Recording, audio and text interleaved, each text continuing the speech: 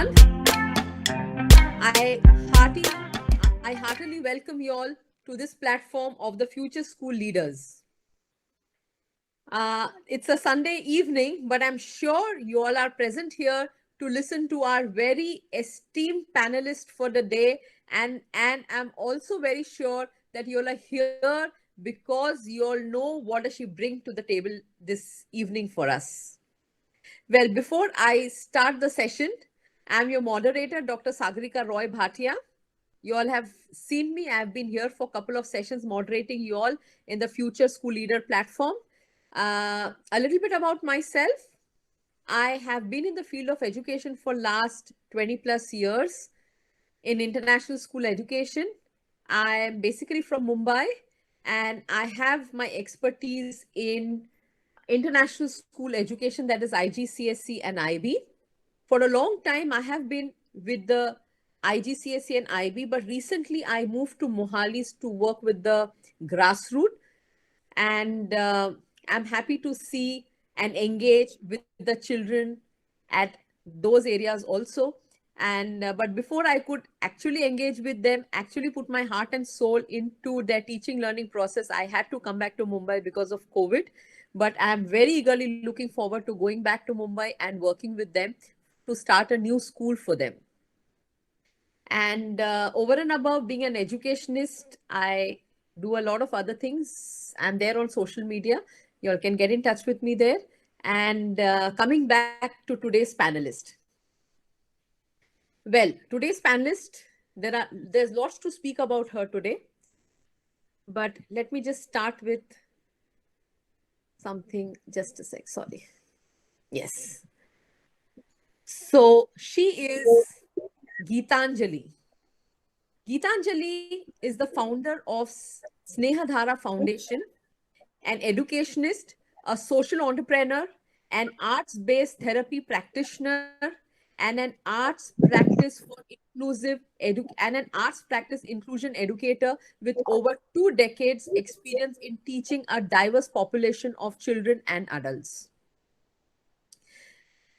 She has many awards and accolades to her credit, and her work has been recognized in various platforms internationally. To mention a few, Snehadhara Foundation is one among the 6 global progressive institutions as a leaps in the sense leading educational advancement through progressive schools, partner schools, along with Lumiere Foundation, South America and UK, hub schools in France, US, Kingsland, and in Netherlands as well. Gitanjali was invited as a key speaker at the Conferencia Internacional at Buenos Aires. She is a recipient of the Millennium Alliance Grant 2017 as a social innovator of one of the top 5 innovations in the country for education for the project Kalasamvaad, Inclusion and Education of Disabilities. Gitanjali is the recipient of the NGO Leadership Award 2017 as recognition of leaders who have contributed value and made a change as a strategic tool for sustainable growth. She has been awarded as one among the 50 most impactful social innovators by the World CSR Congress and Awards. Gitanjali is also the recipient of Dr. Amarnath Annual Award for Inclusion in 2016. And there is lots more, but it is better we hear it from herself, what she has to inform us about her practices with respect to inclusion in the field of education. And with this, let me tell you, Gitanjali, we are extremely happy to have you here on this platform of future school leaders. And all of us, our audience, are eagerly looking forward to hearing you. And now it's over to you. Thank you. Thank you so much, Dr. Sagarika, for that introduction, and a very warm welcome to all of you. It's quite hard to sit here on a Sunday evening and listen to somebody, but I much appreciate our participation in this together, because while the title of this says Fearless Educators, the fearlessness for any educator comes from knowing that he or she is not alone. And we're so many of us here today. So on that note, a warm welcome to all of you. I'm audible. I hope I'm audible. Yes, you are. Yes, you are. All You're right, loud and great. clear. All right. So, the topic that I'm going to be talking about today is Kalasamvaad. So, what we're going to be doing today is just initiating a creative dialogue on what is it to introduce and integrate arts in education. Is it already happening? What is the role do each one of us have to play? How do we connect to something like this? Because this topic clearly is not new to any one of us. This is something I keep saying that the artist is there in just each one of us. So I'm only going to be presenting uh, my thoughts around this, some practices that we have had at Snehadhara, and then would love to engage with the audience on questions that we can collectively think together. So, everything that we know about the world and ourselves has come through our senses. All our knowledge, therefore, is a product of what we've seen, heard, smelled. We all think about the world with perceptual experiences of it. Children are dynamic learners. There are more ways to educating children than just through logical and linguistic learning. And this is something that brings all of us together here as well, because I believe we resonate with the idea that all learners of all ages need to be engaged intellectually, emotionally, socially, and soulfully. So, what is this arts? I mean, what is arts? And when you hear the word art, and when I talk about the art, the first thing that comes to our mind, and I think globally, is this diagram of a mountain and a sun and three birds flying and tree and that little rivulet with a boat. Now, interestingly, uh, worldwide. When you say the word art and you give people a paper and say, let's draw, this is one of the first things that we all put together. Because that's really been our experience of even what the arts is. But when I'm saying arts here, in the concept of creative arts, we're talking about a broader definition which includes visual art, music, painting, drumming, storytelling, role play, theater, drama, directive, non directive play, dance, movement, cooking. I think all of that comes under this little word called the arts. Now, the arts provides myriad routes to understand and respond to the world we live in.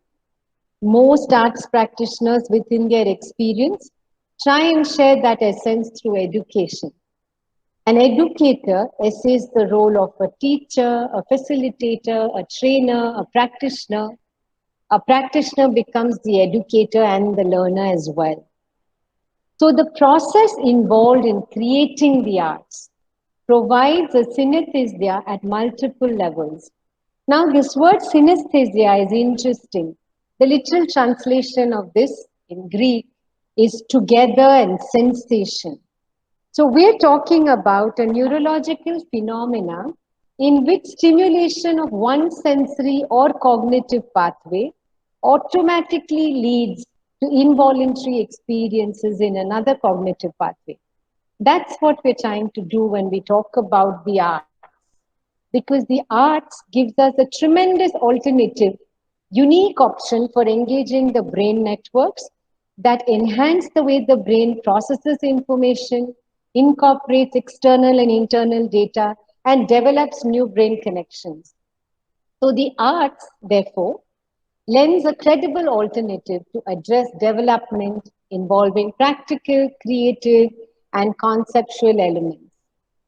Now, when we understand the role of arts in education, I think our exposure to arts in education has largely been, there have been several attempts by art educators to include the arts into teaching methodologies.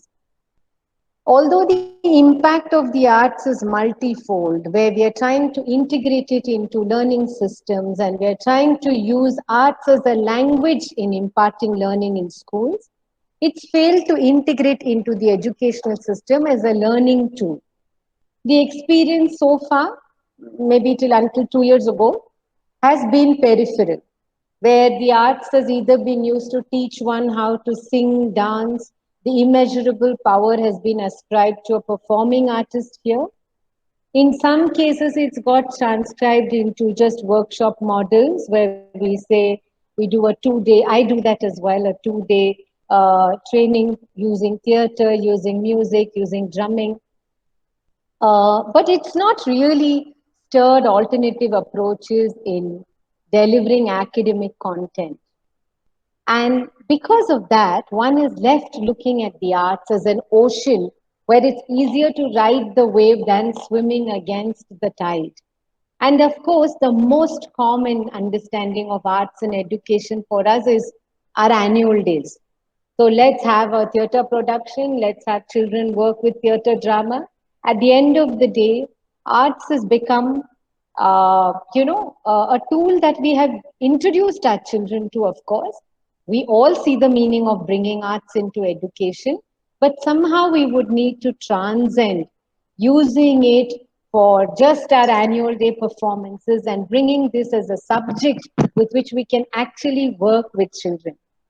And it's very interesting. The arts has always had a secondary place when it comes to learning.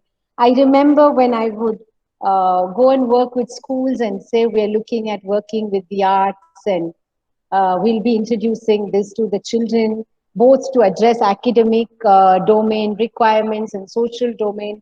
People would listen to me, and at the end of it, they'll say, I understand singing, dancing, and all that, but what is it that you're going to do? Now, I will often say that, I don't know what I'm going to do, but I just know that we're here to be. And that's the power of the arts, which we have to try and now bring to educational institutions. How can we start using the arts? Actually, how can we start learning through the arts? And if you doubt that statement, I think if we have heads of organizations listening to this right now, if there is any budget cuts that need to be implemented, I think one of the first budget cuts that will happen will be music, fine arts, and maybe physical fitness, dance, and other things. Because ask school administrators if we're looking at cutting costs, and if we are hitting situations of budgets, math and science programs would never be even considered. So here's a question for all of us. There's a hierarchy of academics. Arts education tends to fall really low on the totem pole. But how is it that we make a beginning there? And can we make a beginning? Are we making a beginning already? The good news is that schools have started integrating, working with the arts. The benefits and the merits of using arts in learning, arts to achieve learning outcome, arts to achieve therapeutic outcomes, arts to address diverse learning capacities is well established. There is enough of evidence-based literature available today. So the good news is we're in a good space to say, yes, we do agree that there is merit in looking at integrating arts into education. So here's a question then. Does that mean we all need to be an artist? Is it only that an artist can get into arts education? And the clear answer is no. There is an artist in each one of us. And accessing that artist is what we need to do. So I think the basic capacity for storytelling, painting, dance, singing, rhythm is inherent in all. And we are looking at how can we make this deliberate combination that involves both the body and the mind. So experiencing of the art forms, I think one of the first things that we need to do as educators is to ask ourselves, how do we experience art forms? So it's like saying, I don't sing, so I cannot use singing in my classes. I am just a bathroom singer. Oh, I'm not the dancing types. But I think the best theater or the best artist today with the most creative innovations is the educator. And I think if we're able to anchor our, outcomes or not what children learn, but how they learn, then I think this should be something which is easy for all of us. Now, I use drums, I use drum circles, where for some groups of children, it could be just connecting to rhythm, it could be opening up various possibilities of, emotional release in adult groups.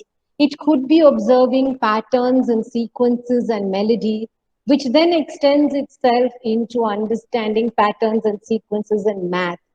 So a new vocabulary of melody and rhythm can be introduced into academics. Now, learning is a very visceral experience. Body has a lot of memory. So the more we have experiences in classrooms, more we have creative interventions in classrooms that allow the children to build their body memory. That much more the learning is going to be self-driven, fun, and learner-led as well. So when we look at introducing the arts as a main process or a main approach to learning, what does it do? For us to even start looking at it, we have to first try and start breaking our own barriers of understanding what learning is all about. As teachers, when we care about how we teach, the intent of our constant endeavor and focus is learning for the children in our care and for ourselves. And I'm saying here for ourselves as well, because unless I'm not ready to unlearn and learn each day, unless I'm not ready to push my own boundaries, unless I'm not ready to experience the arts myself, I don't know if I'm in a position to take it to the children. So we're all conscious of the fact now that we are moving from the word teacher to an educator, a facilitator who's just facilitating the learning experiences. At Snehadhara, we believe that there's power in the arts to take care of self so that one can extend that hand beyond oneself with lightness and ease. Creative interventions have given us a direction to the voyage of self-discovery and has brought about deep engagement. The integration of holistic and innovative practices in prevailing treatment, educational treatment protocols, is the need of the hour. While I do agree that subject-based academic performance has always been often the indicator of learning outcomes, learning achievements need to be conceived more broadly because we are talking about acquisition of values, attitudes, knowledge, skills, which is required to meet the challenges of contemporary society. So there has to be a deliberate attempt at looking at increasing self-worth in children, a sense of possibility, a sense of community, a sense of empowerment, a sense of self-directed learning, a sense of wonder and aspirations. Now, this has to come into education systems in a deliberate manner and in a non-threatening way. So the arts lends itself to this non-threatening way.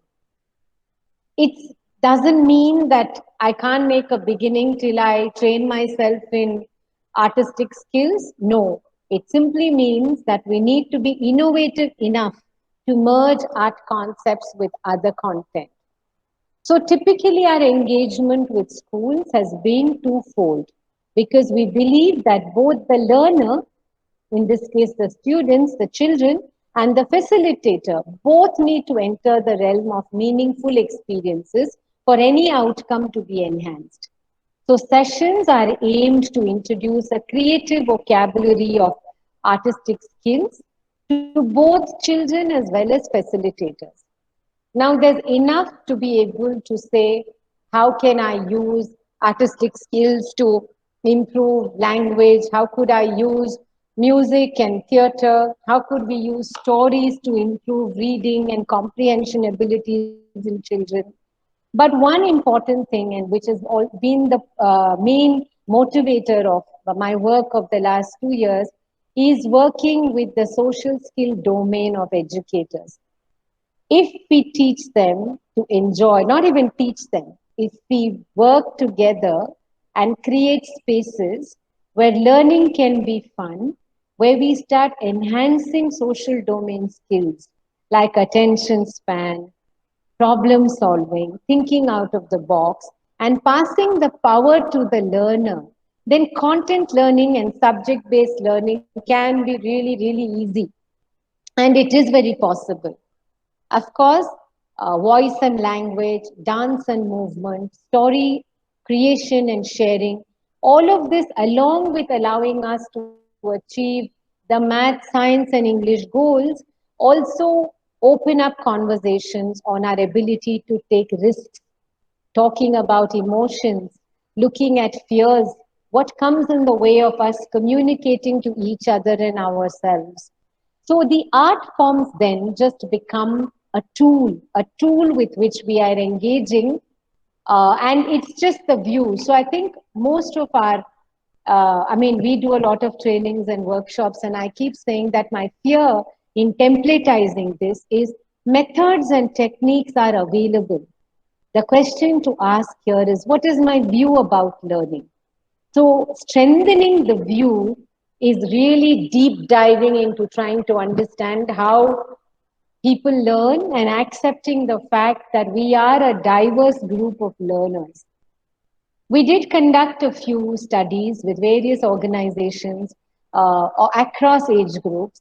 And interestingly, in our work with, say, grade 6, 7, and 8 children, we felt that while in the initial intervention stage of the first year or so, children were very eager to engage, some of them. Some of them were, not keen in this at all, felt, what is all of this about? The gender gap reflected in that age group of 6, 7, and 8th graders. But slowly at the end of 2 years, we felt that the same group had started to look at some of these things, the effect of their actions on others, others' action on themselves. They were questioning their actions and introspecting a lot more. So there was a certain sense of interpersonal, intrapersonal relationships that got built, and this really strengthened the way they learned together and directly influenced the learning outcome as well. Now, coming to the existing, where are we now with the National Education Policy 2020 and the quick changing education landscape, the employment landscape, the global ecosystem?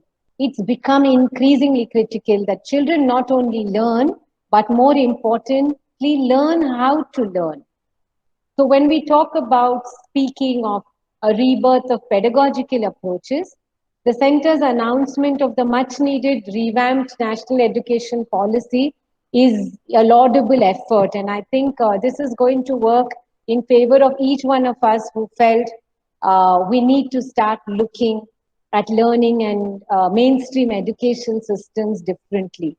We are moving away from rote and exam based focus to a more holistic and multidisciplinary approach, and that's extremely welcoming.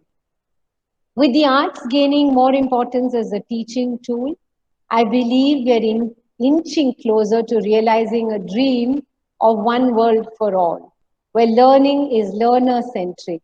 And this paradigm shift is just a capability demonstration of how we can bring about change. So, making and sustaining a positive change requires a process that is joyful and meaningful in all its entity. It means relooking at learning systems, methodologies, processes that enable this change. It means today that the facilitator and the learner both own the process.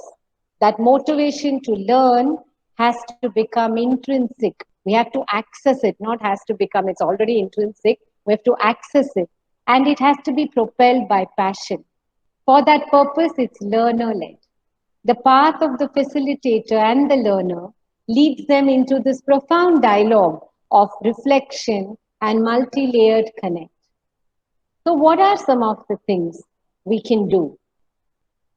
I could think of 2, 3 things. First, call a truce. Establish a norm and understand that there's no such thing as non academic learning in school. Every subject, including the arts, is worthy of the thought and discipline that we associate with academic studies.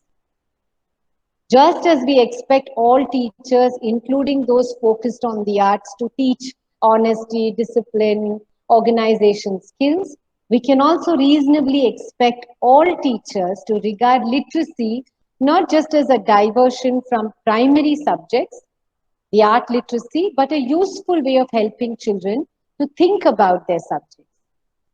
Second, let's make this a two-way street. Although it's increasingly common to expect music and art teachers to integrate literacy into their lessons, we also need to start encouraging content area teachers to integrate arts into their classes. Wise teachers of history, English, science, and math will know that music, art, and dance can form a powerful visual, auditory, kinesthetic association. Thirdly, let's refuse to settle for a limited curriculum. We need to look at ways in which our curriculum is designed for diverse group of learning. The practice of inclusion can begin only then. Lastly, introducing arts into any classroom means thorough planning, but also it means you're ready to lose control. Now, that can be very liberating for an educator. It can also be quite uncomfortable. But once you allow yourself to be comfortable with it, students will master the lesson. Einstein wrote, quoting Albert Einstein, the most beautiful thing we can experience is the mysterious. It is the source of all art and science. So the unknown, the mysterious, is where the art and the science meet.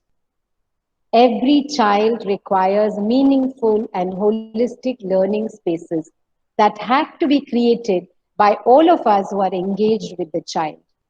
The learnings that this inquiry holds for us today are that the path begins where the practice starts.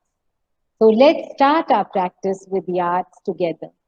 Keeping this dialogue with inquiry on, we should tread this journey where arts is a catalyst for growth and it emerges from a collective past and towards a shared future. Now, for many of us, in spaces of work or career choices, if one may call it, the choice of staying with the arts seems to be more intuitive and in response to a calling. Responding to this calling has meant looking at the world at large and see how nothing exists independent of the other. All social causes seem connected. What seems to have begun and beautifully begun now is still at the surface level. A facilitator using arts requires to have both the earthworm's eye view and the bird's eye view. This would then translate into holding the richness of the arts and customizing this into contemporary approach. It would mean breaking barriers, but it would mean a space where the arts, psychology, learning, psychosocial well-being, all of it come together. So education has no meaning unless it helps us understand the vast expanse of life with all its subtleties, with its extraordinary beauty and its sorrows and its joys. So here's an invitation to each one of you to say, let's make this beginning together because the artist in each one of us is truly alive. Quoting Rabindranath Tagore, when I see the universe through my songs, I recognize it. Then only I know it. Thank you.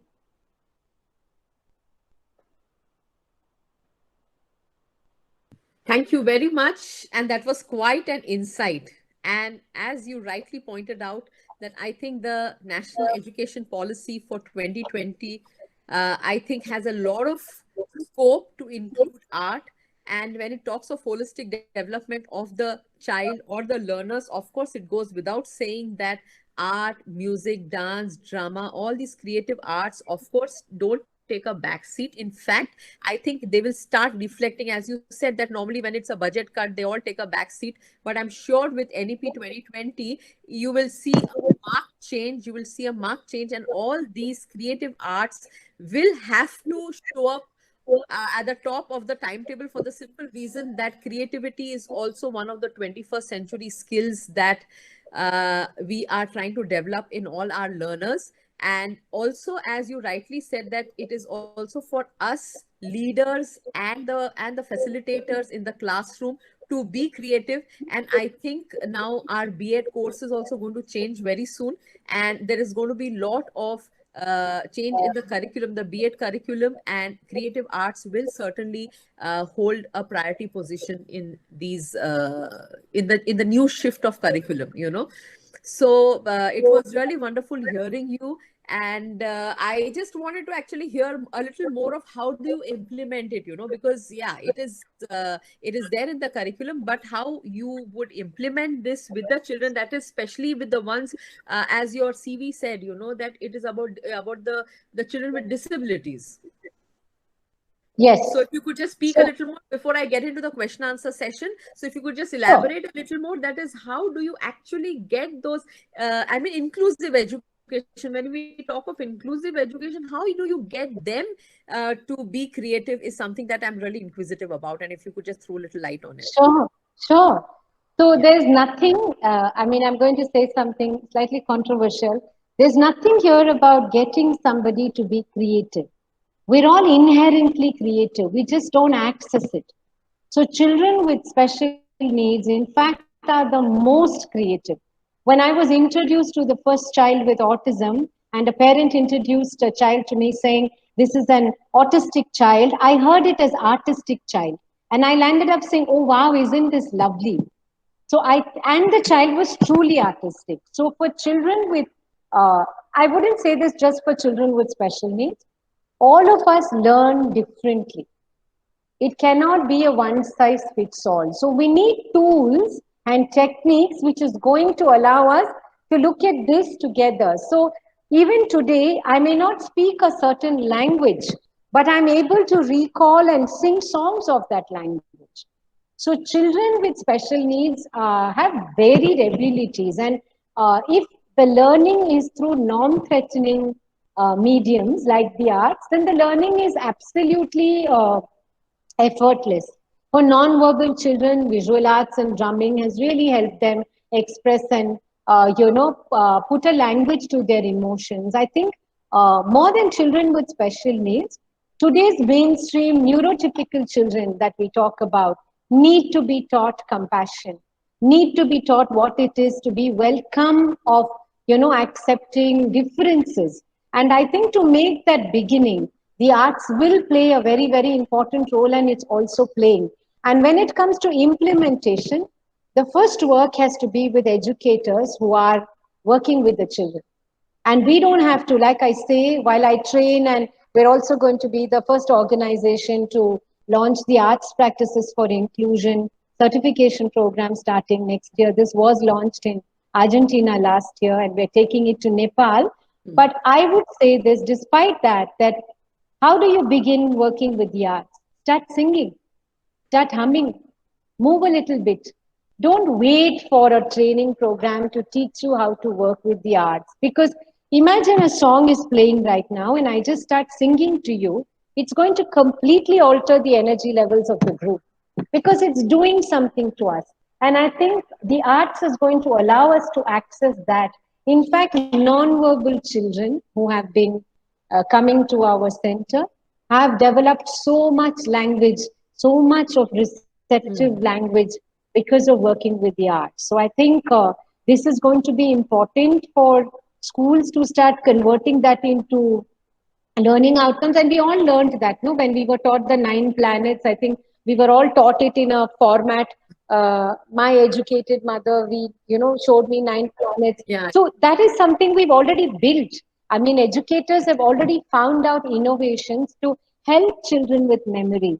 It's just being deliberate about it. And I think we just need to be deliberate about it. Yeah, and I think creativity is also infectious. Very much contagious and infectious. Yeah. Yeah, contagious and infectious. Very true. Okay, can we have the questions, please, on the screen? Okay, so now these are the questions that have been asked by our viewers. And the first question goes, what is your views on incorporating drama into teacher education? It must be incorporated. It has to be one of the first few things we do before we even talk about teacher education. Because drama, theater, for me, encompasses all art forms. There's body, there's voice, there's movement, there's singing. It does a lot to your confidence. And as teachers, I think the more important thing is how comfortable am I with voice articulation? What is my body language telling me about learning? So I feel every teacher training program should have a huge chunk of the people signing in for the program to just experience the arts. You should sing together, dance together, move together, and then sit and write your content and curriculum and see how different it looks then. And it helps us. We come from varied backgrounds. Some do not come with qualifications of B.Ed, M.Ed, but are passionate about teaching, are wonderful about teaching. In such a situation, we should have tools that allow us to challenge our own boundaries.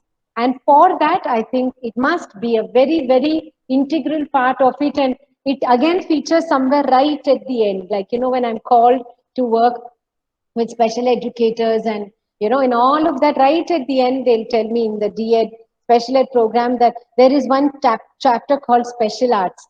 I think that should move right in front. We should begin with getting comfortable with our own teaching techniques, and what better than the arts as an icebreaker, drama and theater to start. Right, right. That also actually creates a bond between the learner and the teacher, the Yes, facilitator, student. I mean. absolutely. And it neutralizes the power equation. Right, right. Because when you're a part of the learner, there is no power. Hmm. So I think this is something we should do, and we are doing it, but we need to do it in a bigger way. True. Okay, now the second question goes, how to implement this to teach yourself to be happy? That is a very, very important thing. I think like the main area of work that we do is work with educators to look at well-being and happiness. So I think it is the need of the hour, and especially now because we're all trying to make sense of a very, the pandemic situation of online and virtual classrooms, where everything that's happening is not the natural way in which we have experienced each other and experienced humanity. So I think the need to start working with the arts is very important for every educator. In fact, at Snehadhara, the large chunk of the work that we do is working with the people who are doing this work on singing together, creating music together, making songs together, and just the joy of learning. And I think that automatically brings in that happiness. Very true, very true. Okay. Now, even though drama relates to life, how can we include it in the syllabus as every child is not a good dramatist? Again, you do not have to be what is a good dramatist over here? I think drama it comes inherently to each one of us. Children are the best. They can come up with excuses like this. Mm. They are the most dramatic when they have to say, Yeah. "Oh, I have a stomach ache," when there's homework to submit. Are kahe ka drama? We all inherently, we are actually very creative and we are practicing it in our everyday lives without even knowing. If you're deliberate about it, I think for children, and again, it is like this. Am I interested in the outcome? Am I teaching drama because I want the children to be good drama theater artists? Not at all. I'm using drama as a medium for the child to access his own narrative, for the child to be empowered. In that case, I can use it from, I think, the little ones to the oldest. And the beauty about arts curriculum is you have to do only 50% of the work because most of your curriculum comes alive when the children start giving you content. So your job is 50%, the remaining 50% is going to be done by the children. And hence, it's a very live process. Mm. And I think that's where we also struggle. We are not able to templatize this. I can give you a session saying this is what we do, this is how we sing, let's sing together. But the point is not about copying this song to sing together. It is about listening to the song that's getting created between you and I when we are working with the arts. And children are the best in this. I mean, give them a word and see the way they come up with solutions and songs. And unfortunately, mainstream education system, like Sir Ken Robinson is saying, has educated us out of creativity. Now we have to get educated inside creativity. That's where we actually have a role to play. Otherwise, we don't. It's Yeah, very very much here. The arts has been very much here.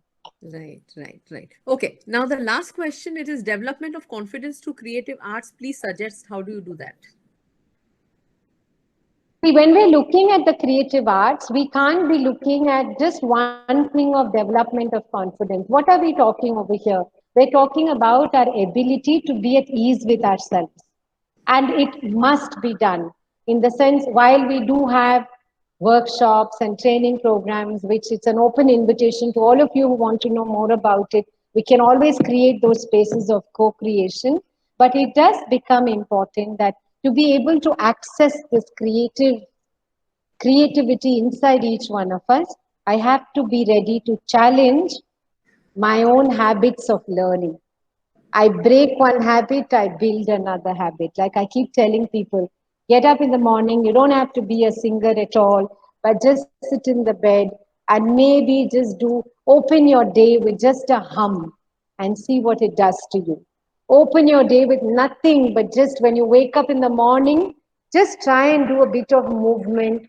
Look at your own fingers, bring it down, see what it does to you. Mm. Because working with the arts is bringing you to the present. The minute you brought yourself to the present, then you're very present to your own confidence. And that's what we need to do. Can we be the friend within each one of us? The arts will help you do that. It's for all you know, you're already doing it. I'm just making it seem like it's a discovery, but it's not. In fact, it's been here forever. Ras Leelas and so many things that have been happening, I think from age old times, is going on so well. Our country is rich with it. It's just that we are not accessing it. And we should, it's high time we start accessing it. The West is packaging and giving it back to us. And we're opening something that belongs to us and saying, wow, this was always here. Tagore had spoken about it. Jiru Krishnamurti has spoken about it. So many educationalists have spoken about looking at learning, which is going to be fun. And I think it's high time. True, and it I think also just triggers the navrasas, art and creativity always triggers the navrasas. Absolutely. Absolutely. That's what, Good. So it was really lovely hearing you. The whole session was very, very, very interesting.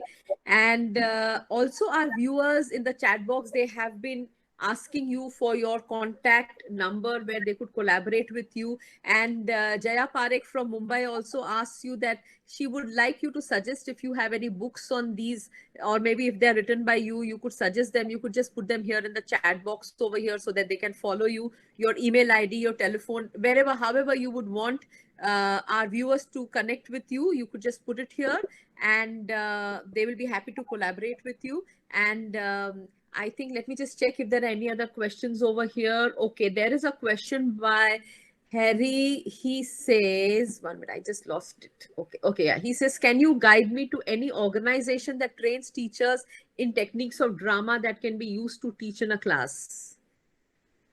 Yes, in fact, I think I replied back to him as well, saying, please contact me after the talk. So I feel I am going to share my details. But before that, thank you, Jaya, for that. It's very humbling.